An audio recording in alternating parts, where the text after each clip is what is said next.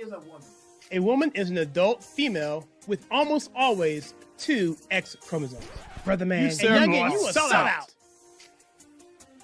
I'm straight Democrat, but I'm for the best person. Oh, yes, but sir. now why you got Donald Trump? Because I paid attention in school when I was a kid. I know the true history of both the Republican and Democratic Party. I know that they really didn't switch. Duh. During the Nixon Southern strategy, that one became more clever than the other in dealing with black people. We the Democrats, we were the Republicans' friends. We was their friends, but we were the Democrats. Her head explodes. How many refugees has Poland taken? 0. And you're proud of that? If you are asking me about Muslims illegal immigration, none. Not even one will come to Poland. Not even one if it's illegal. We took over 2 million Ukrainians who are working, who are peaceful in Poland. We will not receive even one Muslim because this is what we promised. But I asked not about illegal immigrants, I asked about refugees. And Jean-Claude Juncker, the Commission President, says that you're racist. You sound proud of the fact that you haven't taken any refugees. But this is why Poland is so safe. This is the reason why we had not even one terrorist attack. Look at the streets in Poland, and we can be called populists, nationalists, racists, I don't care. Well, that clears that up. In phases 1, 2, and 3, they did what no other studio could do. That every time a new Marvel movie was coming out, we all expected it to be great. We would go into the theaters not wondering if it would be great. We used to go into the theaters expecting, like it was magic. And since Endgame, that magic is gone. We've gone from expecting it would be great to hoping it'll be good. And the Disney stock just keeps going down and down, and Bob Iger is what's going on with that stock? Who's racist? Trump. Now tell me what makes him racist. The fact that he called for the public execution of the 5 Central Park motherfuckers even before they went to trial. Let's say your daughter gets raped. I'm looking to kill a motherfucker. Let's say your daughter gets raped, right?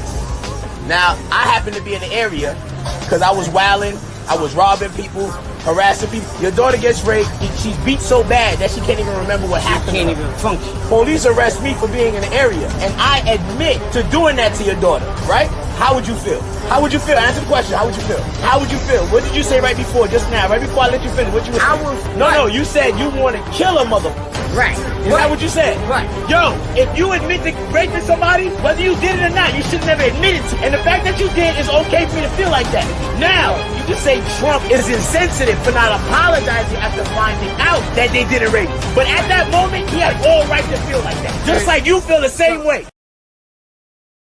She was stunned. Why did you argue that religious services, religious people pose a greater risk of infection than people gathered to argue for defunding the police? The policies restricted all types of activity in the district. All types of activity in the district? Yes, Senator. Did it restrict mass protests in the district? I don't believe it said anything one way or another. Of course it did, because it didn't accept mass protests. If you want to come and protest, defund the police, if you want to support that, that's fine. You can gather en masse, person to person, close up, thousands of people. That's okay. You know the facts. You were a good lawyer. Why'd you lose? Senator. Oh, come on, Judge. Don't make me do this. Mayor Bowser was going to mass protests herself personally with thousands of people. At the same time she was doing that, she was prohibiting churches from gathering socially distanced outside wearing masks. Rules for thee, but not for me. Well, I think it's time we ask ourselves if we still know the freedoms that were intended for us by the founding fathers. Not too long ago, 2 friends of mine were talking to a Cuban refugee, a businessman who had escaped from Castro. And in the midst of his story, one of my friends turned to the other and said, "We don't know how lucky we are." And the Cuban stopped and said, "How lucky you are. I had some place to escape to." And in that sentence, he told us the entire story. If we lose freedom here, there's no place to escape to. This is the last stand on earth. This is what Reagan later meant by "we are a shining city on a hill."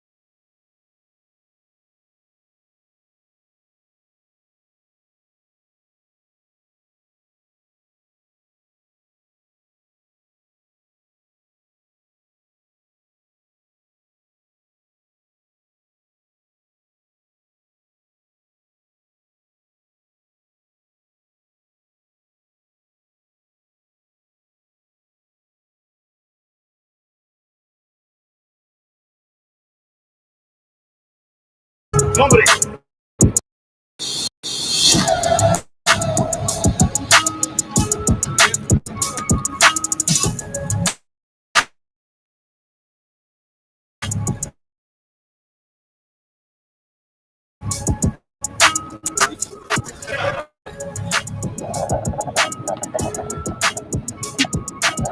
Nombre.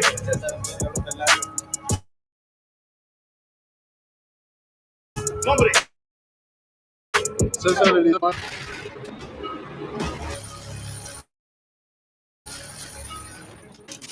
Easy.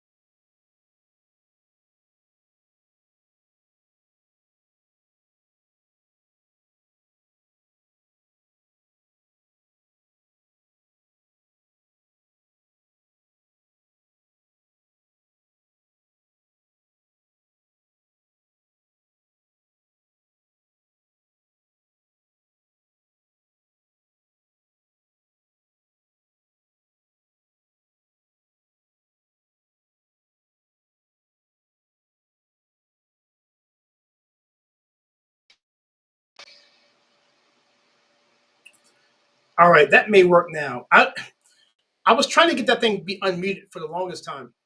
And so I just blew through basically almost 36 minutes of airtime here. So what I may do, I've done this before in the past. By the way, thank you guys for showing me that on the screen here. Let me pull this down because I want to just pull this off the screen here. All right, cool. So, all right, here's what I'm going to do, guys. Because of that, this is called that a trial run. We're going to start this thing up at about, let's see, we'll run it back at about,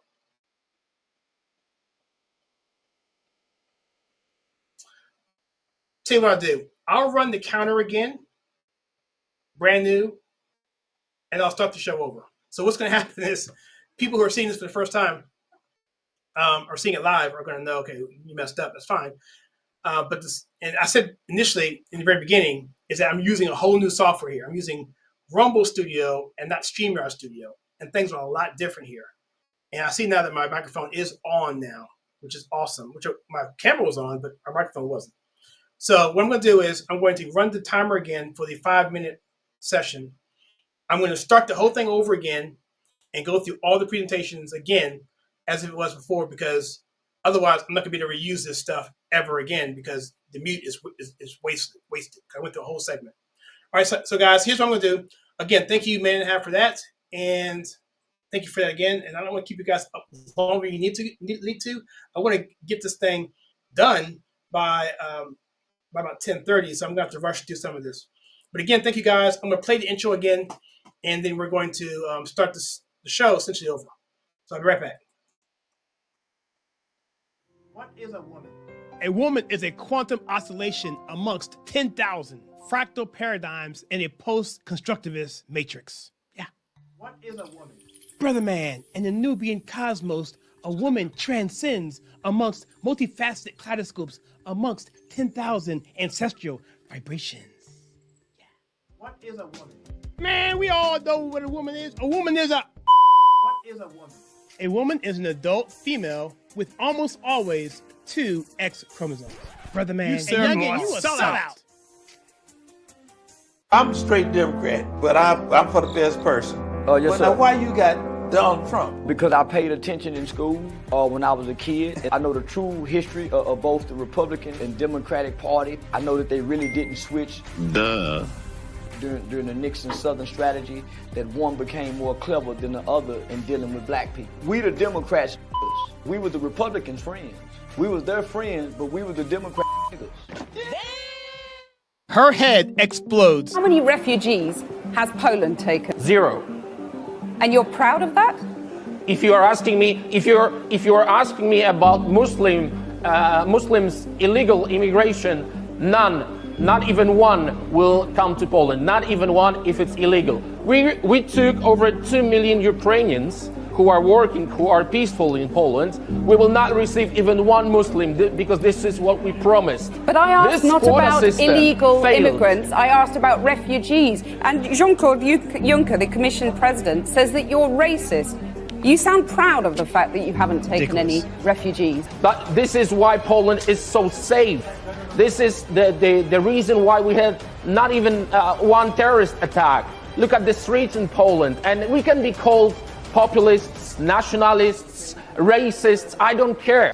Well, that clears that up. In phases 1, 2, and 3, they did what no other studio could do. That every time a new Marvel movie was coming out, we all expected it to be great. We would go into the theaters not wondering if it would be great. We used to go into the theaters expecting, like it was magic. And since Endgame, that magic is gone. We've gone from expecting it would be great to hoping it'll be good. And the Disney stock just keeps going down and down, and Bob Iger is what's going on in that stock? Who's racist? Trump. Now tell me what makes him racist. The fact that he called for the public execution of the 5 Central Park motherfuckers even before they went to trial. Let's say your daughter gets raped. I'm looking to kill a motherfucker. Let's say your daughter gets raped, right?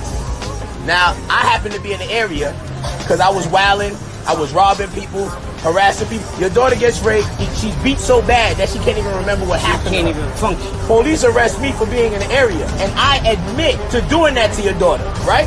How would you feel? How would you feel? Answer the question. How would you feel? How would you feel? What did you say right before, just now, right before I let you finish? What you were saying? No, you said you want to kill a motherfucker. Right. Is that what you said? Right. Yo, if you admit to raping somebody, whether you did it or not, you should never admit it to. And the fact that you did is okay for me to feel like that. Now, you can say Trump is insensitive for not apologizing after finding out that they didn't rape him. But at that moment, he had all right to feel like that. Just like you feel the same way. She was stunned. Why did you argue that religious services, religious people pose a greater risk of infection than people gathered to argue for defunding the police? The policies restricted all types of activity in the district. All types of activity in the district? Yes, Senator. Did it restrict mass protests in the district? I don't believe it said anything one way or another. Of course it did, because it didn't accept mass protests. If you want to come and protest, defund the police, if you want to support that, that's fine. You can gather en masse, person to person, close up, thousands of people. That's okay. You know the facts. You were a good lawyer. Why'd you lose? Senator.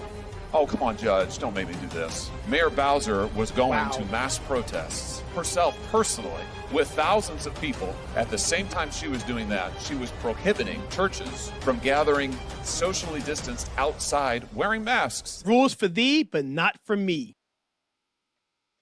Well, I think it's time we ask ourselves if we still know the freedoms that were intended for us by the Founding Fathers. Not too long ago, two friends of mine were talking to a Cuban refugee, a businessman who had escaped from Castro. And in the midst of his story, one of my friends turned to the other and said, "We don't know how lucky we are." And the Cuban stopped and said, "How lucky you are. I had some place to escape to."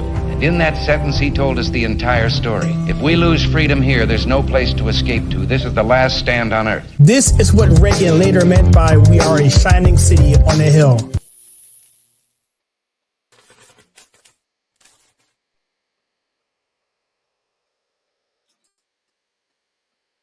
Hello, everybody. Welcome to take 2 of the Conservative Take. And so if you're joining us or been with us for a while, you realize we're doing a retake from the first segment. We totally had our microphone muted, and I didn't see the comments up because we're using a whole new software system here on Rumble, not using StreamYard. So it's brand new. I tried to test this a few days and weeks ago, but it's still nuanced when you're doing it live. So I apologize for that. And everyone who's sticking with me on this, thank you so much. I'm going to put the comments on the screen here. That way, if something's going down, you can let me know again, which I appreciate. So the live chat's on the screen now. And Man and a Half, thank you so much. And I forget who the other person was who talked before. Again, thank you very, very much. So in this particular Conservative Take, where we go over the politics and bring in culture, we go over what's in the news cycle, especially on Mondays. And there's a bunch of stuff going on. But the lead-in, based on what you saw on the description and also on the thumbnail, is, was Joe Biden ever really in charge? That's the question. Was his presidency just a rubber stamp operation by the deep state? So our lead story comes down to the fact that Trump trolls Biden by saying that he used the Autopen feature, which is basically automatic signature, and based on a report from the Heritage, which said that his staff, not himself, controlled the key executive decisions. And this is important because this matters, the simple fact that he did a lot of things with his signature. And if he didn't know what they were in terms of what he was supposed to sign or allegedly did sign, then that would be void. And we're going to go over an article that we put out on our locals, which we recommend you go out to, which is our pay-per-view site. Essentially, we have a bunch of articles, and we're going to do live streams on this as well. We're going to do exclusive video footage on there as well. So if you're on Rumble, go to join, and it'll take you right there. And we'll be doing some more promotion on that to get people up to speed on how to get on there. If you were a member before and you want to actually come on board, then we recommend that you help us out there and come over to Rumble, because we're no longer supporting the YouTube membership platform. So with that being said, we have our first actual plug we're going to do here that we're going to read here for you. And this is an outlet called 1775 coffee. And weak coffee is for the weak. And at Rumble, weak has never been part of the mission. No fillers, no fraud, and no settling for mediocrity. Just like 1775 coffee. It's single origin, small farm, hand-picked, specialty grade coffee that stands for quality, free speech, and calling out nonsense when it matters. Forget stale, mass-produced beans, roasted just enough to hide the flaws. Dark roast hits like a Trump tariff. I like that. Medium roast keeps it bold without the bitterness. And frankly, I like medium roast because typically you get more caffeine that way. Typically, the way the caffeine beans are roasted, caffeine isn't destroyed. So medium is a good part for me to get in terms of the flavor of coffee because of the strength of it. And Vitality Mushroom Blend, real energy and lasting focus, no synthetic garbage. If you're a Keurig user for K-Cup pods, then they have whole bean or fresh ground coffee. Go to 1775coffee.com, use code STUDIO for 15% off. That's 1775coffee.com, use code STUDIO for 15% off to start your morning with coffee that stands for something. I like this branding, it's awesome. And every dollar spent enters you to win a Cybertruck and $30,000.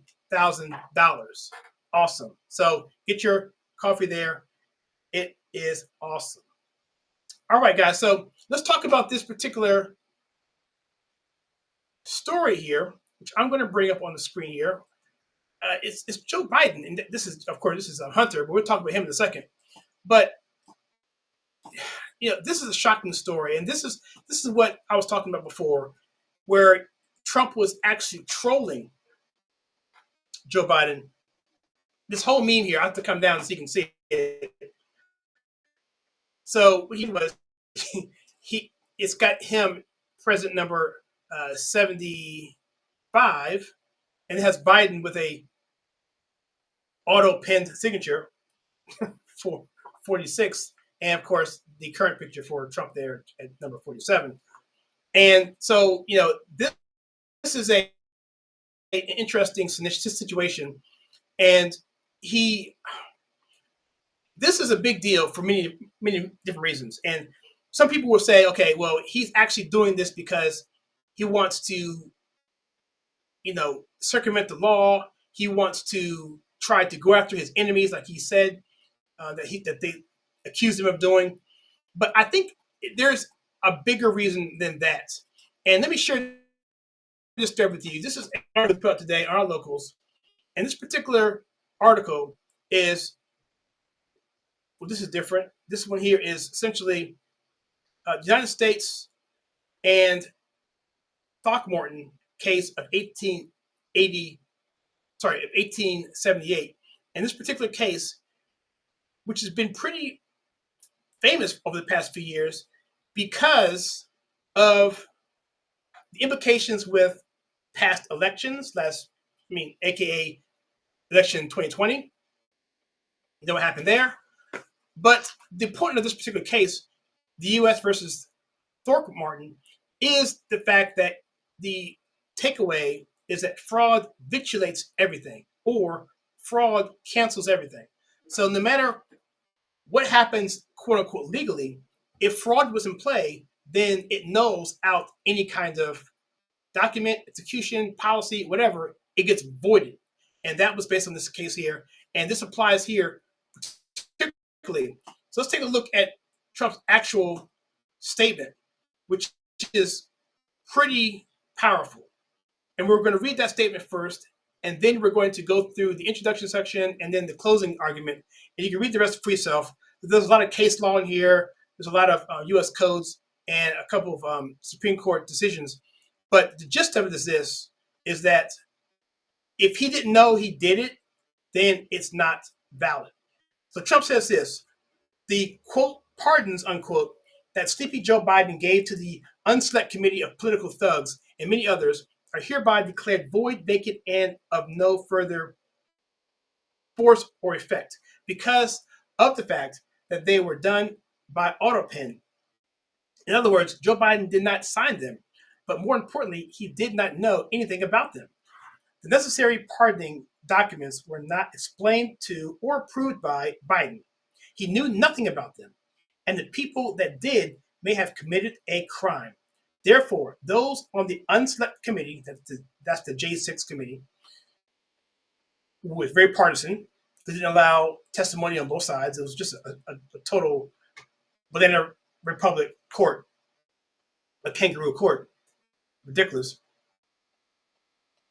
who destroyed and deleted all evidence obtained during their 2-year witch hunt of me and many other innocent people, should fully understand that they are subject to the investigation at the highest level.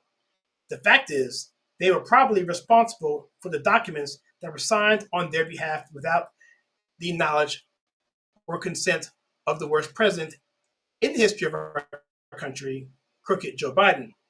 And so if we come up some more here, we can see essentially that the U.S. versus Throckmorton fraud vitulates everything, or in this case, all transactions. The 1878 Supreme Court decision, United States of V versus Throckmorton, established a critical legal principle. Quote, there is no question in the general doctrine that fraud vitulates the most solemn contracts, documents, and even judgments, unquote. This doctrine extends to all governmental acts that are tainted by fraud. If Biden's Autopen-generated pardons were executed without his knowledge or consent, then the process was fraudulent, rendering them void ab initio, whatever that means. Furthermore, if Biden's staff or third parties orchestrated these pardons without his direct approval, they may have engaged in a scheme of fraud and forgery, further reinforcing the invalidity of these acts. The Supreme Court reasoning in Throckmorton, I think it's Throckmorton, supports the conclusion that fraudulently issued executive documents, including pardons, have no legal force. Again, go out here to Locals, go to conservativetake.locals.com. That's the conservativetake.locals.com. It's free right now. Go check it out. There's no paywall behind this particular one. And we have our staff listed all of the Supreme Court decisions and also any U.S. codes out here as well for false statements, forgery of public records, and conspiracy to fraud the U.S. Yes, all there. Take a look at it and share this with your friends because, I think people are getting caught in the weeds. And like I said before, many times about Trump, make sure I'm not muted. What Trump does essentially is he actually says things that are really brash, get the headlines, get people to talk, and then people probably even question what he's saying, but then they turn around and say, you know what, that actually makes sense. Greenland might be a good thing for us to have control over because Russia is right across that Arctic Circle. We know that Russia has nuclear submarines that hide up there under the ice caps. And so it would be nice to have a position up there. Or what about the Panama Canal? China was encroaching on our hemisphere. How about we enforce manifest destiny or the Monroe Doctrine, where our hemisphere is our hemisphere. Don't mess with it. You stay on your side, we'll stay on our side. And I think that is what Trump is trying to say here, is that it gets people discussing these issues, and then they actually come to an agreement and say, you know what, that makes a lot of sense. And also, if you come back into this particular document, I mentioned this in the last stream that was muted, that is potentiality that people just don't know anything about the procedures. So I was talking to my wife about this, and I'll share this here. We'll get back here, share it back. And item number 6 here, where it says a constitutional and procedural crisis. Beyond the constitutional defects, Biden's Autopen pardons also fail procedural scrutiny. I won't read all of this, but essentially what my wife and I were saying is that there are things that go on for a pardon. You have to have review, documents, oversight, people looking at it, making decisions, so that there is less likely a chance that there is fraudulent stuff happening and that the right people are getting pardoned and that sort of thing. Just checks and balances. Now, that's not constitutionally required per se. However, it does get people understanding the process. And in doing so, we now understand, because most of us, if you're like me, thought that a pardon just meant, hey, Joe, we're going to pardon John Doe here. Oh, sure, whatever. There you go. That's it. No, it's more than that. I think constitutionally, he could probably still do it that way, but it hasn't been done that way for a very, very long time. And I don't think the American public would stand for that kind of frivolousy and flippantness when it comes to giving or commuting a pardon or sentence of somebody without proper oversight and scrutiny. So that's my thoughts there on that. And I'm going to jump ahead to the next topic here, because I don't want to waste more time here of that last session that I wasted. But I do want to talk about here what also happened this weekend, and that is the White House Tren de Aragua. Aliens were already removed when D.C. judge ordered block on deportation. So let me just roll back a little bit here, because this doesn't give the whole picture. So essentially, over the weekend, there was a judge. I have it right here in my notes here. I'll read it off.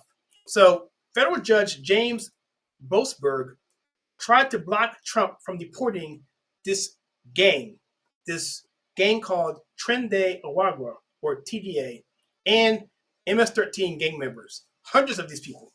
And I'm going to show you a clip of what happened. They were going to El Salvador, and there's a whole timeline here. Essentially, Trump said, we're going to get these people out of here. I campaigned on this. 80% of Americans want this. We're going to do this. Got the plane ready. The president of El Salvador said, we're good to go. Let's do this thing. And all of a sudden, this judge, this activist, leftist judge, said that to turn the planes around, or while they were in the air, mind you, and then when they landed, he even said that he wants them to return back to the United States. So I'm going to come to our X here and show you this clip here.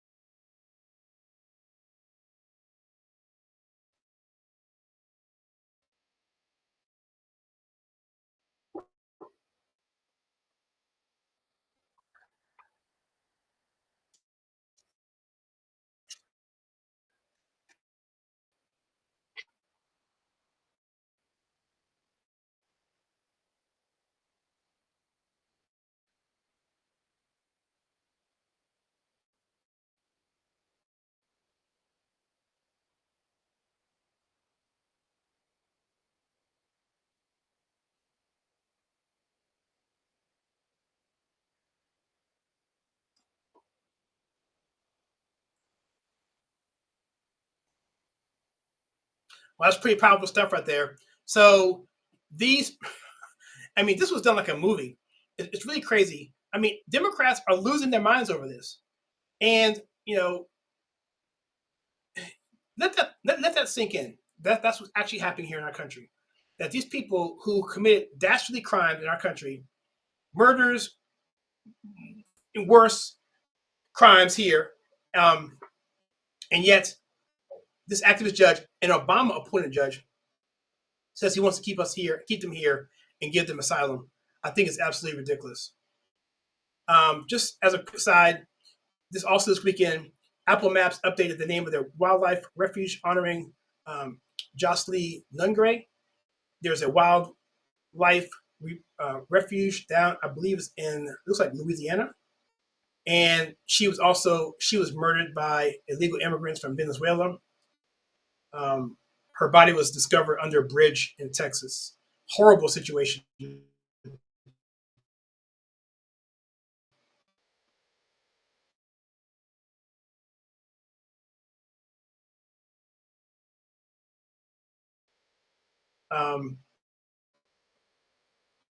So, I mean,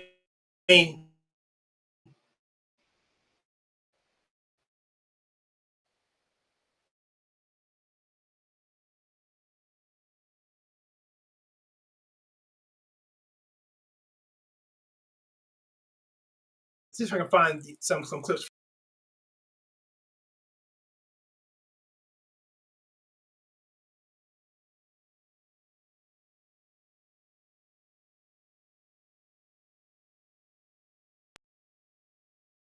So this is actually, this is different. The software.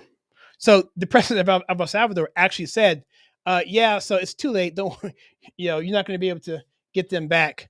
They're going to be in prison at least up to a year on that. And so his name is Naib Bekele. He tweeted, "Oopsie, too late," and he put the gang members up in prison for at least a year. President Trump thanked Bekele for helping clean up the disaster left behind by Biden. And let me ask you a question, guys. Should a single D.C. judge have the power to override a presidential's national security decision? I don't think so. There's actually a clip here. I'm going to see if I can find it. Just give me a second because it's really, really awesome. I found it here on Rumble a second ago. I think it might be on, it's on the Liberty Daily. And this guy talks about, the,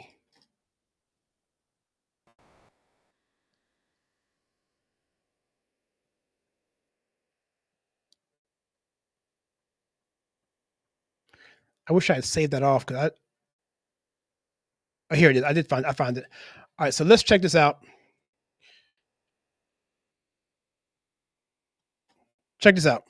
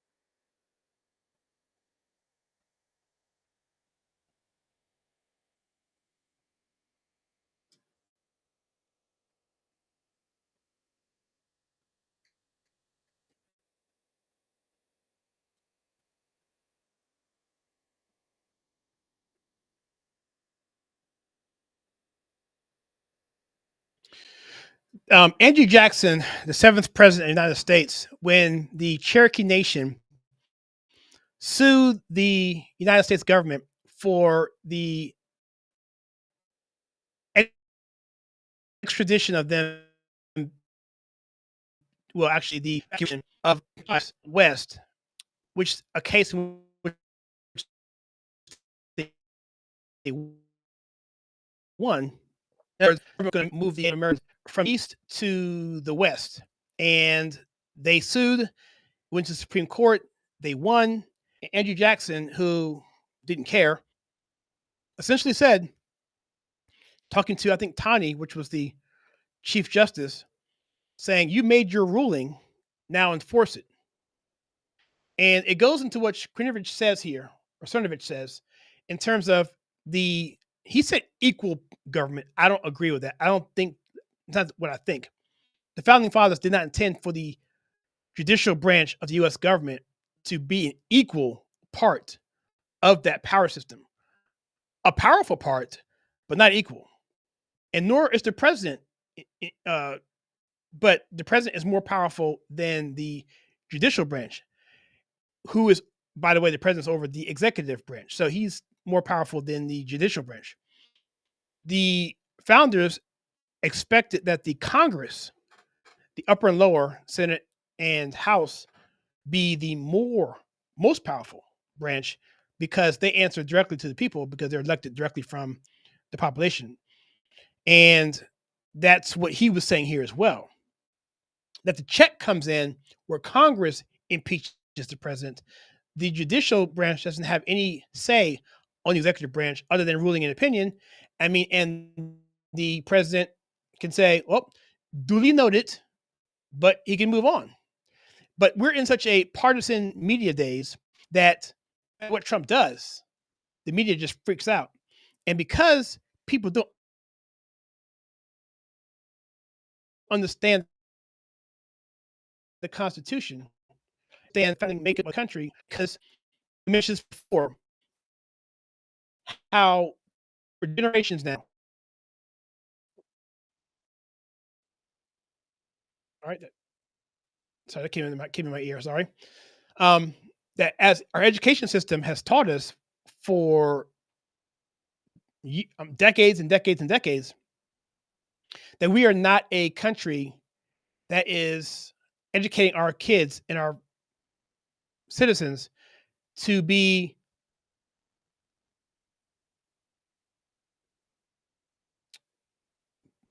people who are trained and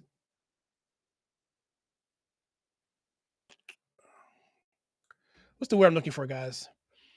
That when you were being brought up, we're brought up with the idea that our worldviews should shape our actions and that we desire to do the things that we should desire and desire the things that we should love versus desiring the things that we shouldn't love and doing the things that we shouldn't do.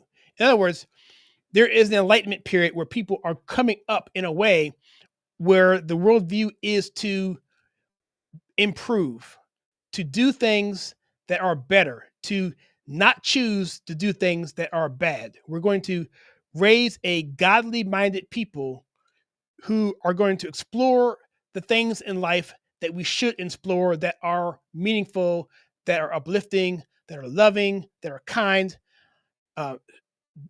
raising families, looking at art, music, science, not the other things that are detrimental to our being.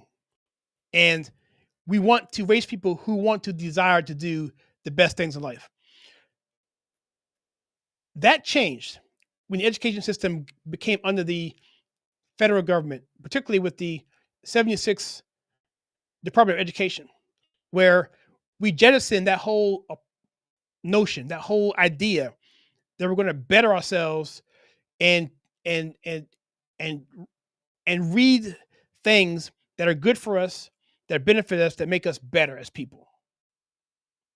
That went away. What changed was now we're going to do things by rote and what the government tells us to do, what the state wants us to do, and we're going to do the things that the government wants us to do, regardless of whether or not it makes us better or not. And frankly, a lot of it wasn't better. A lot of it was based in secular humanism. It was ungodly. And what ended up happening was, instead of doing things we were supposed to be doing, we're actually becoming activists and defending the state for the very things that we should never have desired to do or think or be to begin with. And so we're raising a generation of activists. That's the whole point here. And that's why you have these activist judges that are doing what they're doing. That's why we have the attitudes of the media doing what they do. It's the reason why these people have these ideas in their head that they have to stand for something that is given to them by a government, which I would argue doesn't have their best interests at mind, because they just want you to be a cog in the wheel. And so they have a bunch of activists defending their position while they go off and do what they want to do. And so because of that, we don't have the kind of people in place who can articulate and understand when they see things like this violation of constitutional authority by these activist judges. They have no idea. They see it as tyranny. when in fact it's actually tyranny in what the judges are doing, not coming out against the judges. And so that's why we have a series that we facilitate every year called Biblical Citizenship in Modern America. You hear more about this later on, but this is essentially an 8 to 10 week class, depending on which one you want to go with, on the Constitution, how it was framed from the Founding Fathers, and how the Founding Fathers got to where they were. And the 100 years prior to, let's say, 1776, which we all know, July 4th, but there was 100 years prior to that of pastors, communities, sermons preached from the pulpit of the very fabrics that went, the fabric of things that went into the Constitution that we still celebrate and cherish now, of which the people on the left are trampling over every single day. And so that's what I think is really important to understand here. All right, so let's it's 10:21. I'll go for another 20 minutes. I'll wrap it up. I'll just cut through most of the stuff that I was going to do. But I do want to talk about the pardon of Hunter Biden, because that's pretty interesting. Because here you have, and this is going to be big tomorrow, so I want to make sure that I talk about this now. Because I'm telling you right now, this is going to be a big one. This is going to be huge tomorrow in the news cycle. And I have it here on the screen. Breaking. President Trump's effective immediately strips Secret Service protection from Ashley and Hunter Biden while Hunter is vacationing in South Africa. Now, I've spoken this before, so I'm just going to tell you what's going on. Essentially, what's happening here is that Hunter Biden is in South Africa for, we believe, 3 months. He has Secret Service detail of 18 personnel for him, and his sister, Ashley, I think she has 13 personnel. And I'll read the actual Trump tweet here in a second. But there's more to it than just this. And when I first saw this, I was like, wow, maybe Trump is being a little petty here.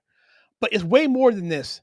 And what's happening is that he is actually leaving the country to avoid a deposition where he had to testify in a case that I believe involves finances.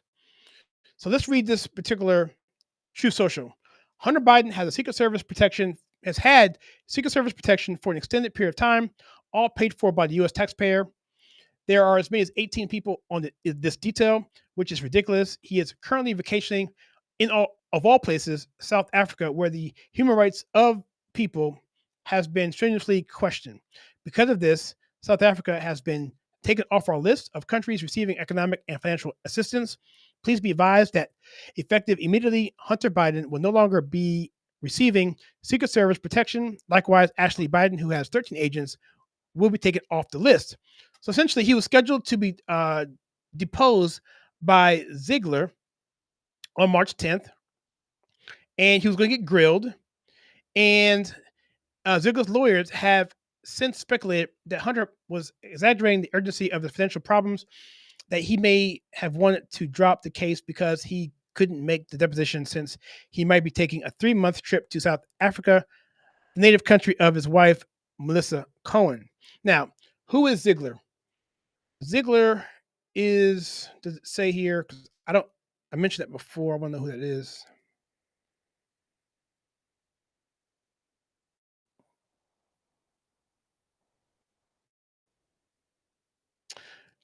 By Ziegler, whom he claimed illegally hacked his infamous laptop. Okay.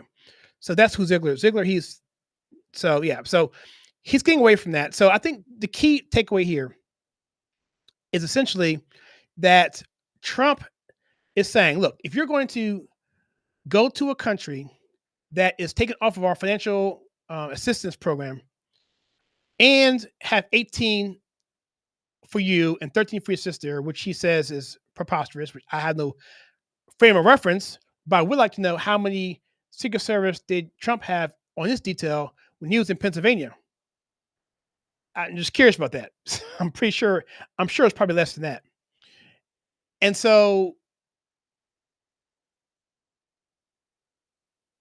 yeah, so that's the thing. It's not that he's Hunter Biden and that he's a scumbag. it's because of these situations here, and that he's taking these vacations with extra Secret Service protection for months at a time in a country that we no longer support because of their human rights violations. So that's the decision. He's executive chief. He can do it. And I don't think he's going to get any pushback from this at all, quite frankly.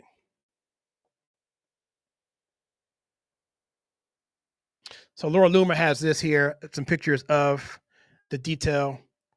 So that's that. Let's go on to the next topic here. As we go forward here, let's talk about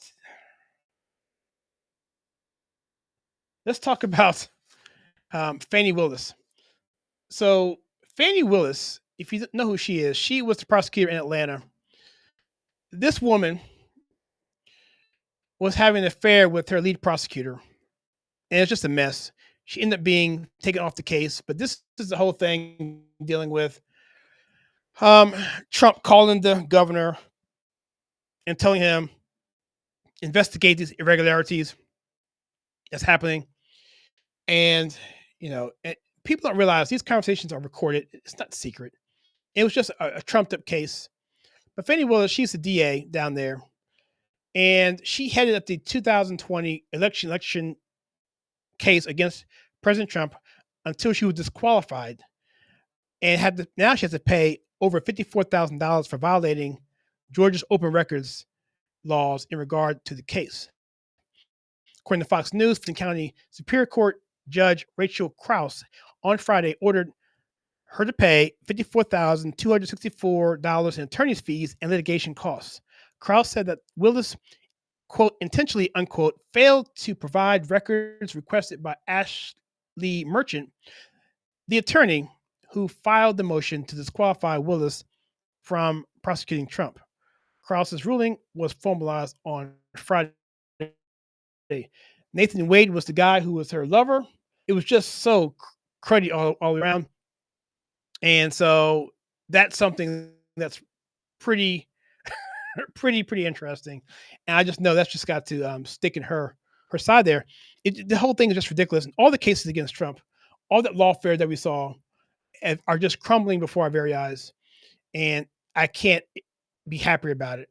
And I mentioned this before, that I think that Trump, in doing this, in terms of, let's say, the pardons,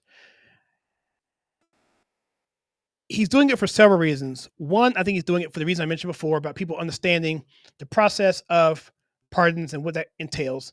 But also, I think he did it to make the people uncomfortable, scared, as more of a punitive measure against them for what they did to him. I mean, he's a human being. I know if it was me, I would want to do something like that as well.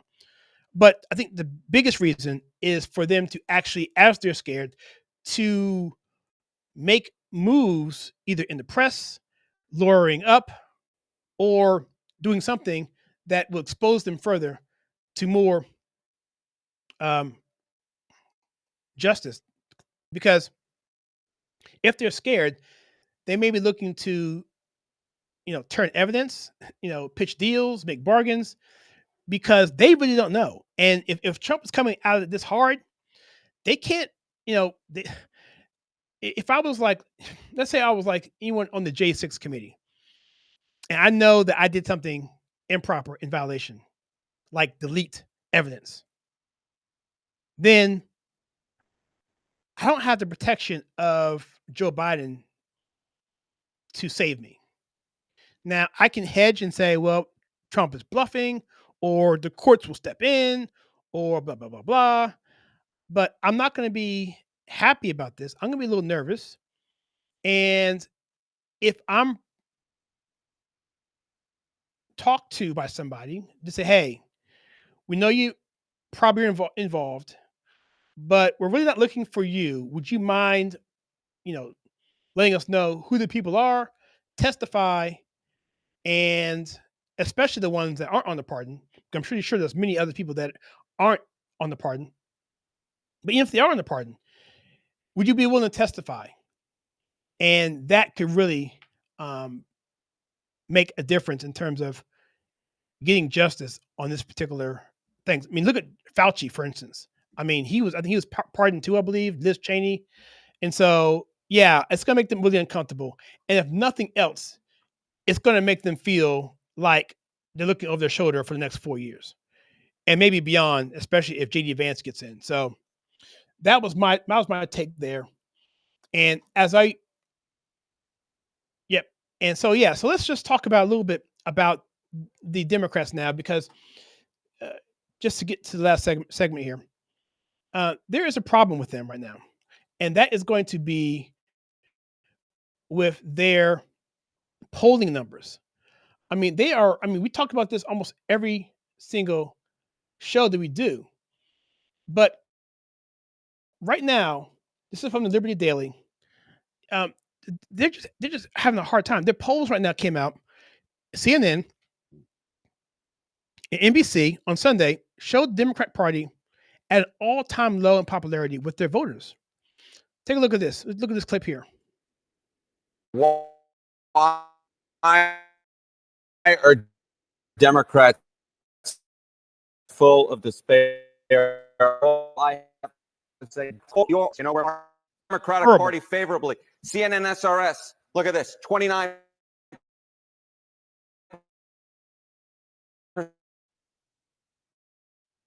NBC News, the lowest going back on record. NBC News, the majority negative. Trumpy checker. How low can you go? Nice. Well done. With that, what about congressional Democrats specifically? Yeah, what about congressional Democrats specifically? You think these numbers are low? How about this one? Holy Toledo. Voters' views of the Democrats in Congress among all voters disapprove, 68%.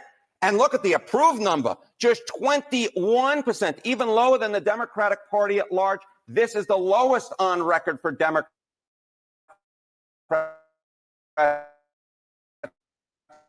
According to Quinnipiac University. Get this. The plurality of Democratic voters disapprove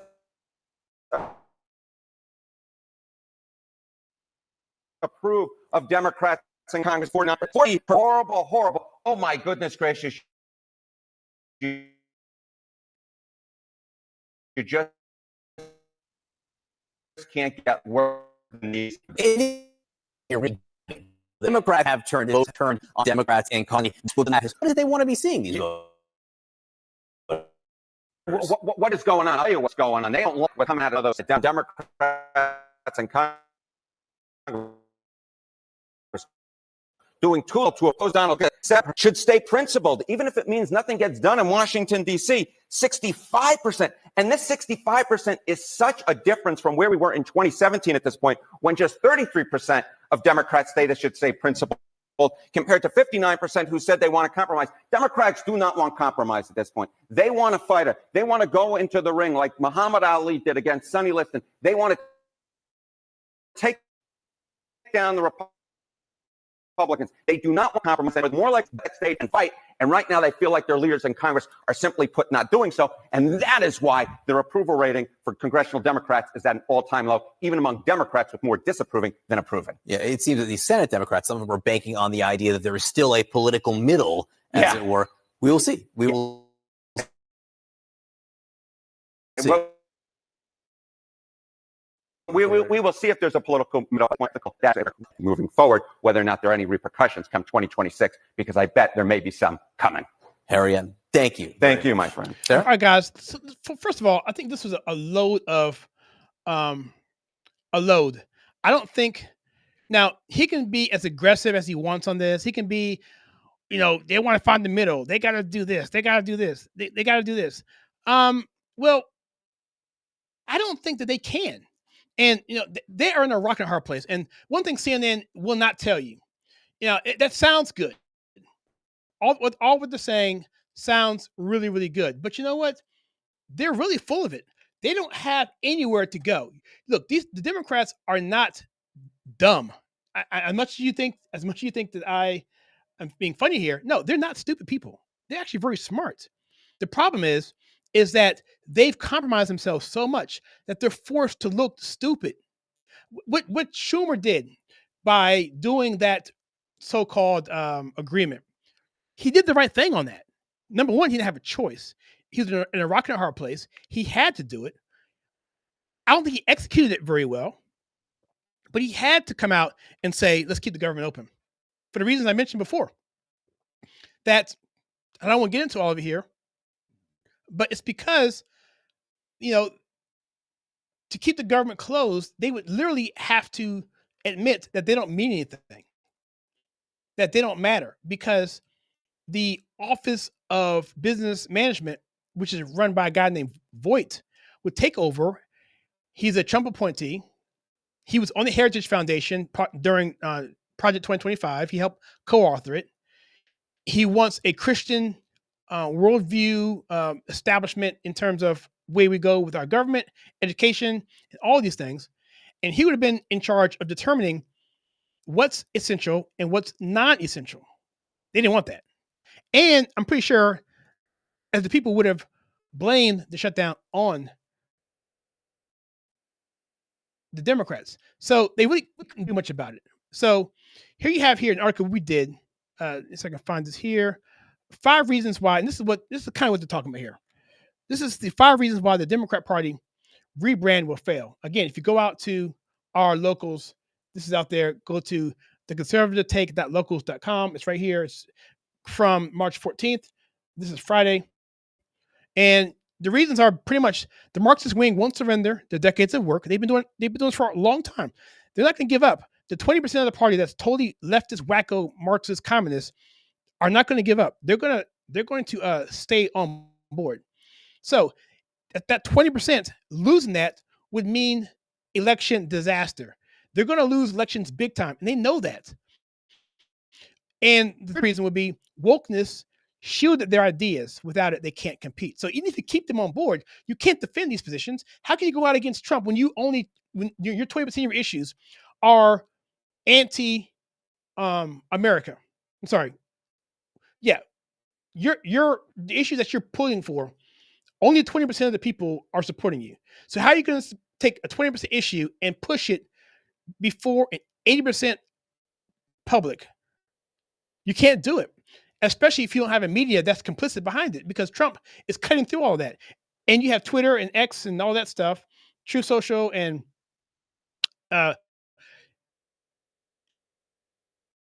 media outlets that allow us to bypass the mainstream media. It makes it very difficult to control those narratives. Doge and Trump's transparency initiatives are exposing corruption. So people are turning on the government because they're seeing all this corruption that's happening, and that's something that they can do. So, the rise of a decentralized platform, like I mentioned before, X and True Social and all of these things are literally preventing these narratives from happening. And the stories about government corruption and climate science and vaccine mandates and FBI collusion, they just spread. So it makes it almost impossible for Democrats to control any kind of narrative. Any attempt to rebrand these scandals as they unfold in real time will be met with immediate backlash. Election integrity reforms mean that they can't lose their base. So they have to keep their base because they got to keep their elections in place. Because if you want to keep elections, your wacko base has to be the ones that are going to be on the ground for you, doing the door knocking and all those sorts of things. But you can't lose that Marxist base. Not yet. You have to figure out a way to get your way over, but it's going to take many, many years to do so. You look at Gavin Newsom, his polling numbers went from 52% to 47% after his podcast. And so CNN and these guys here, they can hump, they can whine and complain all they want, but the fact of the matter is that they're not going to be able to effectively do anything about it in the short term. So I'm gonna pull up a video here. This is from. I have to download it first. Let me download it first, and then I will play it. I want you to see this particular one because put this in my folder.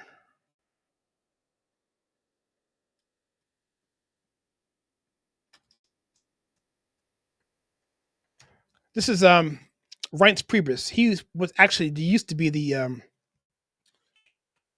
the chief of staff for Trump. And he was on, I think, where was he on? This is taking forever.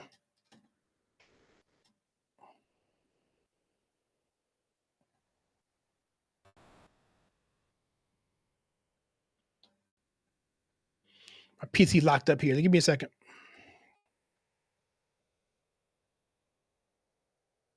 Here we go.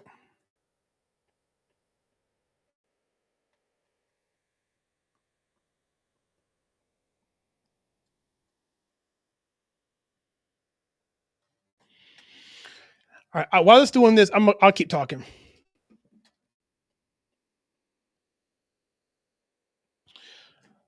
Actually, let's look at this particular article. This is interesting. While I upload these to the website. This is Putin here. This is so we're jumping around a little bit, but this is Putin here, and he's actually wanting a guarantee for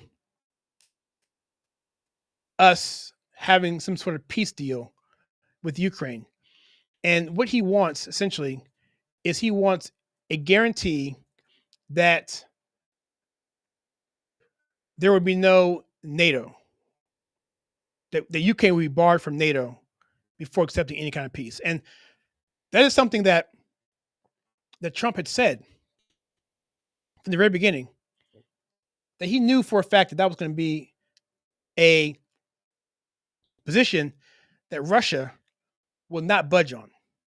In fact, the invasion into the West was all about NATO and NATO incursion east. And, Russia tried to be involved in NATO. They didn't let them.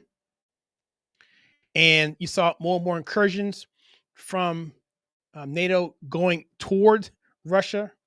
And if you don't know what NATO is a treaty of countries that was founded after World War II for the sole purpose of defending Europe against aggression from mainly the Soviet Union. And because of that, they maintained that posture until today, even after the Cold War, which I think after the Cold War, all of this should have been looked at differently, but it wasn't. And so now NATO's getting bigger and stronger, and they're moving closer and closer to Russia, and they're potentially going to put weapons out there, and they're violating the sovereignty of Russia, and they don't want it. And I made the analogy, and other people have made the analogy. Imagine having China, they were in Panama, messing with Panama in the Panama Canal, but imagine them having bases in Tijuana, in Mexico, or Aruba, or having them in Ontario or Calgary. That's something that we wouldn't tolerate, especially if they had military facilities up there. Part of what makes America so sound of a country and almost impossible to invade is the oceans in between us. But if you set up bases along our border, that goes out the window, which, by the way, is one of the reasons why the cartels in Mexico are super dangerous. And that's going to be a huge challenge for Trump, which I'm not sure how he's going to be able to do that. Him and Pete Hegseth effectively, because they're on our border and they're effectively a terrorist organization, and they have capable weapons, and many of them are in our country already embedded in. So to win that war, it could be a war on our soil, which we hadn't seen in 170 years. So we'll see. I got the clip ready. It's prepped here. I'm going to see if it plays and see what happens if I play it. Now I'm going to try this because I'm not sure how this actually works. Oh, let me create the video. I created it. All right, bam. All right, so now it's up, and I should just be able to play it. All right, this is Reince Priebus on, I think, Meet the Press. Well, the Democrats have had 2 horrific weeks, and it really just comes down to what Donna said. They've got no leader. They've got no movement. The only thing they've got is Trump derangement syndrome. It's the only thing that brings them together. And the only thing they got out of this week was, well, who's going to primary Chuck Schumer? What are we all about?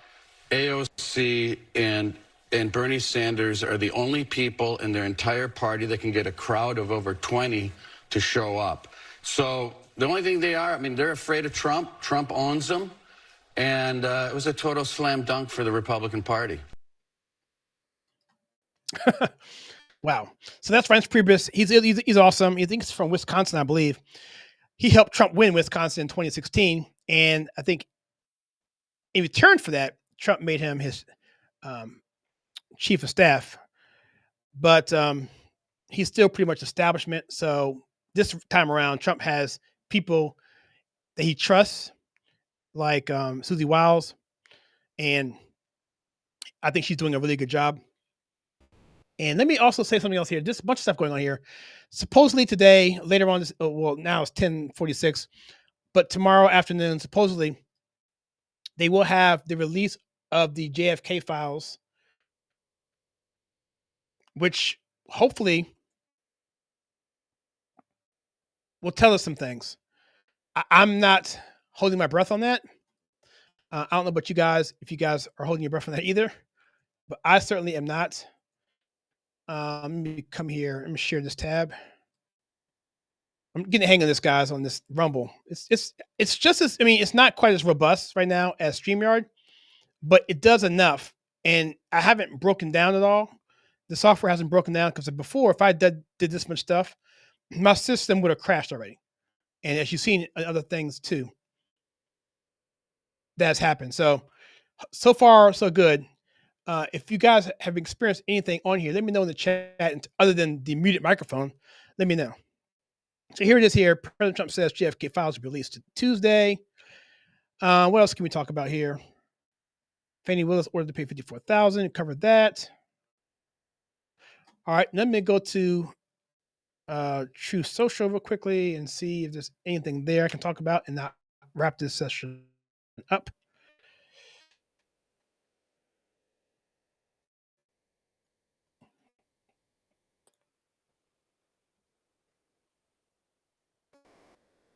JFK files. Oh, yeah. Another thing, Conor McGregor was in the Oval Office today, and he had a good quote here. He was basically saying, this is obviously happy St. Patrick's Day, everybody. What he was saying was that Germany is being overrun by illegal aliens. And he was concerned. And his quote was this. It was,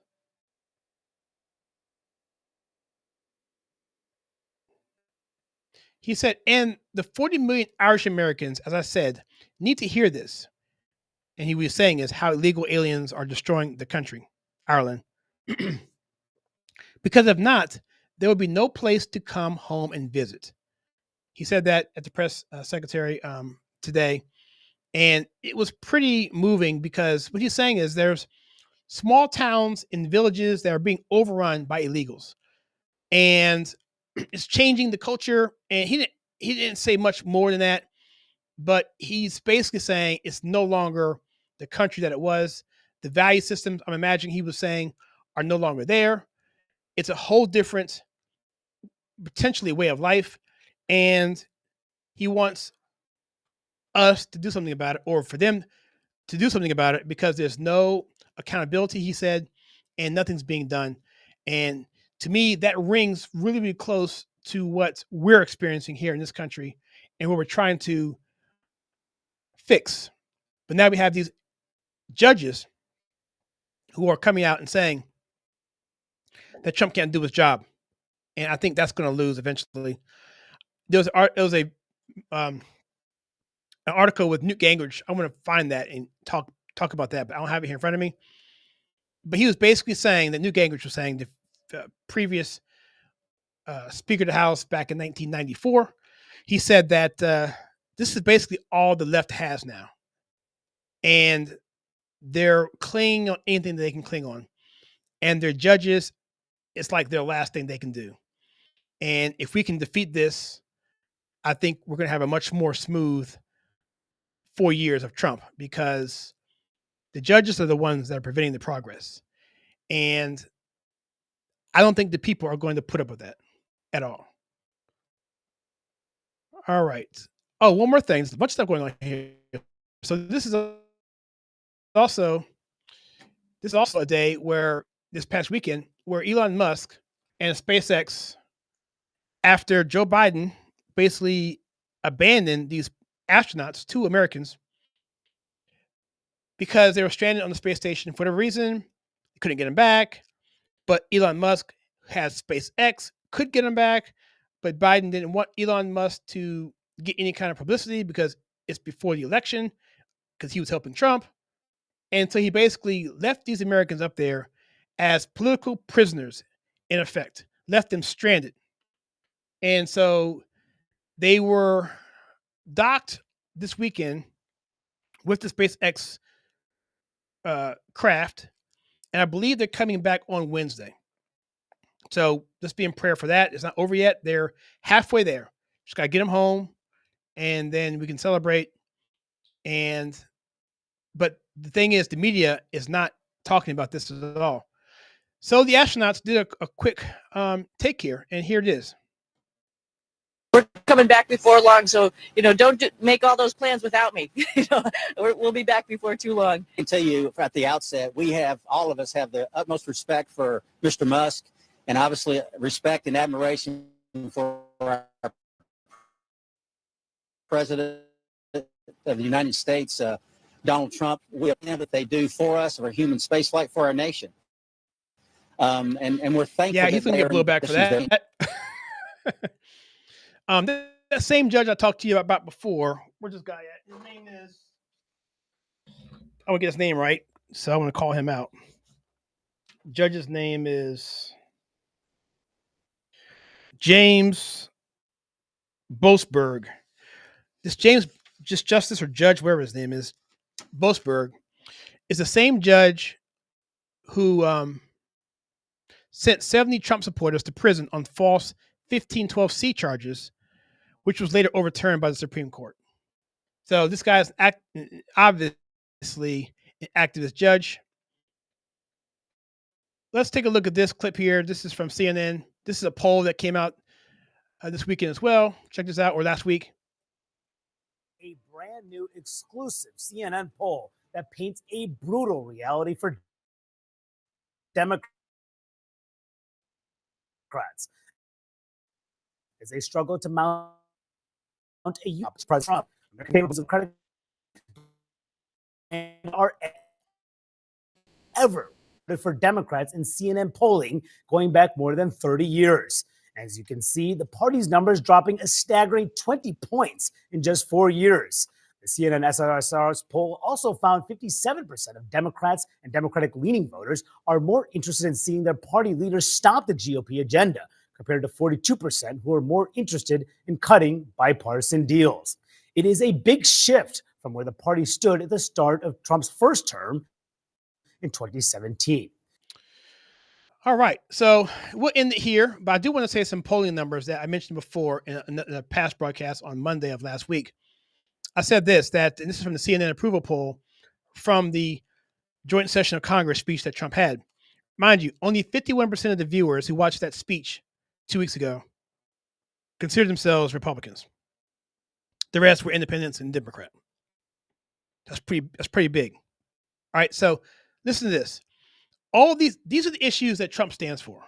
And this is why the Democrats are in trouble, because they have lost all of these issues, or all of these particular talking points. 63% say he focused on issues they care about in the speech, which is great. 68% said that he described America's crime crisis accurately. Again, 68% say that he has a clear plan to tackle inflation, which is pretty huge considering. And by the way, egg prices are down for a third time. 68% say the speech made them feel hopeful and proud. That's also very good. 73% say Trump's stance on Russia and Ukraine is they agree with that stance. Stop the war. 74% say Trump was very presidential. 76% said that they approve of removing Al Green for his disruption. 77% back Trump's border policies, which includes those El Salvadorian and MS-13 gang members. And 77% support cutting government waste. And so that CNN poll right there should tell you that's why they're going to have a hard time doing much of anything going forward.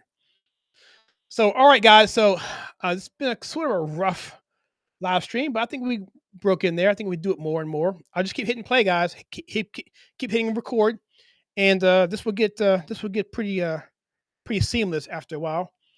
But I'm not scared. If any mistakes that happen, they happen, and we'll correct them and we'll move on. But now I know, and thank you guys for calling everything out for me. I greatly appreciate all of that. And so with that, check us out on Locals, theconservativetake.locals.com, and subscribe to us on YouTube, on Rumble, and follow us on Facebook and on X as well. We appreciate that, guys. And with that, I'll see you guys in the next one.